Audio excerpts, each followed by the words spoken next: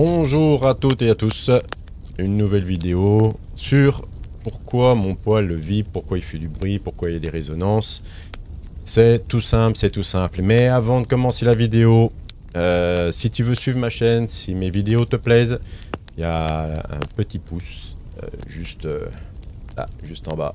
Clique dessus, abonne-toi, suis ma chaîne, partage ma chaîne si besoin pour aider les gens. Je fais ça à titre gratuit, bien sûr. Hein, ça fait qu'un mois que je fais ça. Donc, si ça peut t'aider, c'est très bien. Donc, on en revient sur le poêle qui vibre. Donc, ça peut être tout bête. Ça peut être une vibration de tôle. Ça peut être une vibration parce qu'il n'est pas, stabilisé comme il faut. Donc, il y a des pieds en caoutchouc. Il suffit de les régler comme il faut. La rigueur, même mettre au niveau. Hein, si besoin, il y en a qui le font. Ça peut être une tôle derrière, ou s'il vibre un peu, vous essayez de le bouger un petit peu. Des fois, juste le fait de bouger un peu, ça peut arrêter ce bruit. Les tôles derrière, mettez la main, appuyez au moment où il tourne, et vous verrez que si c'est une tôle derrière, bah, il suffit des fois de pincer des bouts de joint. Malheureusement, il y a des tôles qui sont en contact. Et puis, bah, au bout d'un moment, bah, ça travaille, hein, c'est du fer blanc. Donc, ça peut créer des vibrations. Et c'est un peu agaçant à l'oreille. Ça peut être les plaques sur les côtés.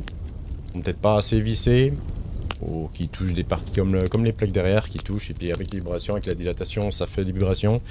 Vous avez des vibrations dues à l'extracteur. Oui, l'extracteur, au bout d'un moment, ben, il est fatigué, comme beaucoup d'appareils, et l'hélice peut forcément, à un moment donné, être un peu voilée, et ça crée des vibrations dans le poêle. Ça, malheureusement, hormis changer l'extracteur, ou celui qui est un peu bricoleur, il démonte, il essaie de la remettre droite, ça arrive très rarement. Mais ça arrive malheureusement. Vous avez des hélices aussi de refroidissement du moteur d'extracteur qui sont à l'extérieur. Alors ça, c'est une petite hélice en fait qui est prise, hein, mais pas sur tous les poêles, je le précise, sur certains poêles. Et des moments, elle se décèle. Donc le problème, c'est que quand l'axe il tourne, ben, elle a tendance à tourner un peu dans le vide et commence à prendre du jeu et créer des vibrations et un bruit sonore qui est un peu agaçant. Et après, vous avez bien sûr la ventilation, hein, c'est le même principe. Hein, si l'axe est un peu tordu, si une aile est un peu tordue, s'il y a trop de particules dedans, oui, ça peut l'alourdir, ça peut le déséquilibrer et éventuellement faire du bruit dans le poêle, ce qui n'est pas agréable. Donc, il suffit de faire un petit contrôle. Hein. Déjà, les tôles derrière, les plaques d'assemblage, les trappes, enfin... un peu tout ce qui est en contact en fait avec le poêle de toute façon. Hein. Donc vous avez tout ce qui est moteur bien sûr. Vous avez bien sûr tout ce qui est moteur réducteur, mais ça c'est pas encore une vibration, c'est plus des claquements s'il n'y a pas de joint. Parce que bien sûr, hein, des fois c'est du métal contre du métal. Et quand ça vient taper, donc il suffit de mettre un joint. Peu importe le joint, il n'y a pas de risque de chauffe de ce côté-là.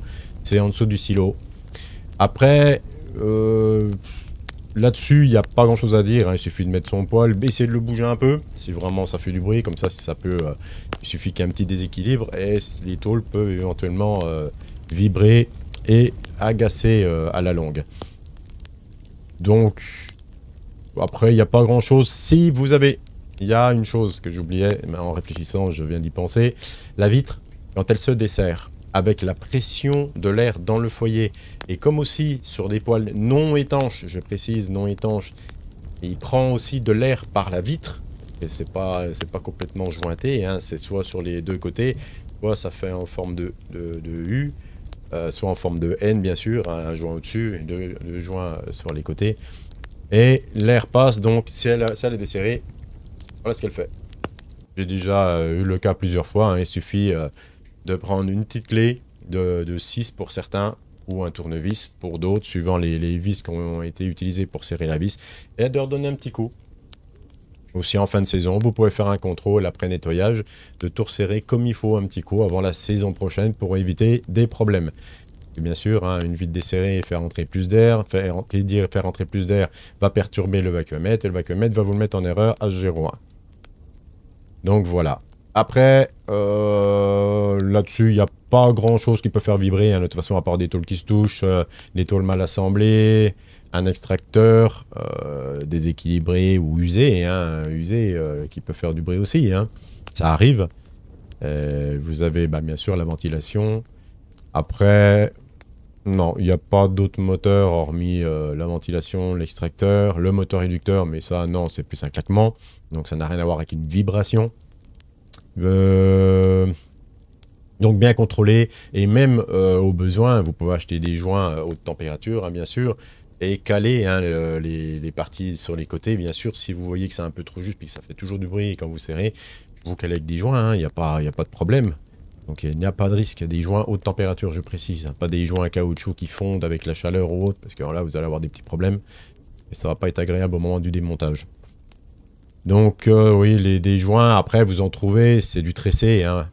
Vous en trouvez bien sûr dans des bricots, dans des magasins spécialisés. Et au moins, vous êtes tranquille derrière, comme je dis, hein, j'ai déjà vu sur des poêles plats, il y a une languette métallique au milieu, il y a une grosse plaque métallique au-dessus, une en dessous, et bien sûr, ça a tendance à se toucher, donc le poêle, d'un moment, à force de vibrer et de créer de la chaleur, ça dilate ces pièces, et à un moment donné, ces plaques, elles vibrent. Bien sûr, hein, c'est des moteurs qui tournent, donc les moteurs qui tournent font vibrer la structure du poêle. Donc, bien faire attention à ça.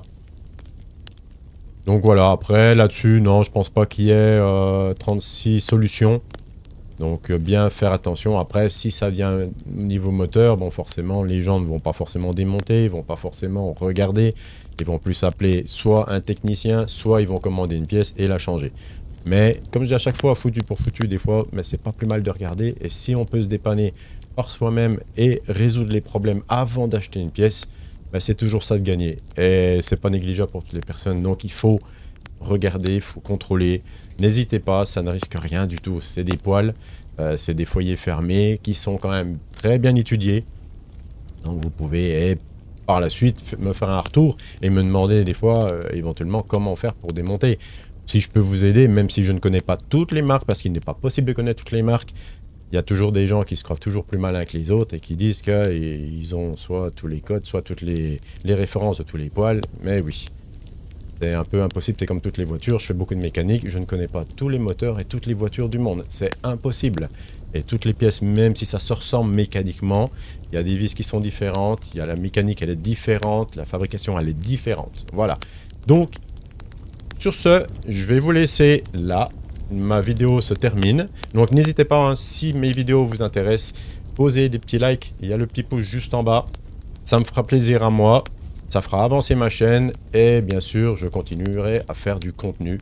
Ce qui est le but aujourd'hui. Parce que beaucoup de personnes au jour d'aujourd'hui se retournent sur le net.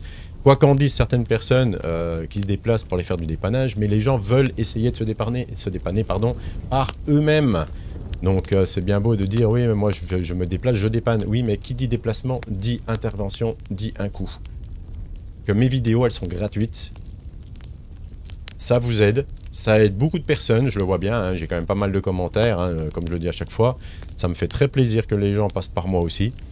Et c'est l'avenir, l'internet c'est l'avenir. Beaucoup de monde se tourne par le biais des vidéos, des réseaux sociaux pour essayer de se dépanner.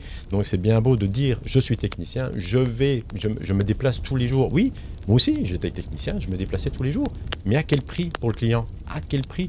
Et des fois pour des petites boutiques qui peuvent régler eux-mêmes. Donc ces personnes-là, forcément, ça ne leur plaît pas ce que je fais. Parce que j'aide les gens gratuitement. Et eux, bah, bien sûr, un peu de monnaie en moins dans leur portefeuille. Mais moi ça me fait plaisir. Et ça me fait plaisir que des gens comme vous arriviez à vous dépanner. En tout cas, merci à vous toutes et à vous tous. Je vous dis à demain. Passez une bonne journée. Merci. Au revoir.